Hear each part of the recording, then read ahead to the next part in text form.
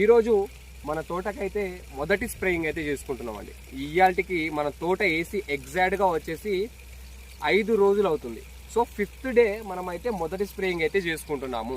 So 5th డేనే కొట్టుకోవాల్సిన అవసరం లేదండి, వారం వరకు కూడా కొట్టుకోవచ్చు, 7వ రోజు కూడా స్ప్రే చేసుకోవచ్చు. సో నేనైతే 5వ రోజు అయితే స్ప్రే చేసుకుంటున్నాను.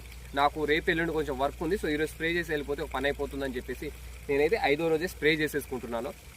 మొక్కలు అయితే చాలా బ్రహ్మాండంగా అతికినాయండి. ఒకసారి మీరు చూసుకోవచ్చు, ఒకసారి చూడండి ఎంత బ్రహ్మాండంగా అతికినాయో మీరు ఒకసారి చూసుకోవచ్చు. చాలా బ్రహ్మాండంగా వేసిన మొక్క వేసినట్టుగా అతుక్కోవడం జరిగింది. ఇంత అంటే పసుపు బాడడం కానీ, మొక్క ఆకు పసుపు బాడడం కానీ, ఆకులు రాల్చుకోవడం లాంటివి కానీ ఎటువంటివి లేకుండా చాలా బ్రహ్మాండంగా అయితే అతుక్కోవడం జరిగింది. సో మనం వేరు శుద్ధిలో ఎటువంటి పద్ధతులు పాటించామన్నదని కూడా మీకు లాస్ట్ వీడియోలో నేనైతే తెలిపానండి.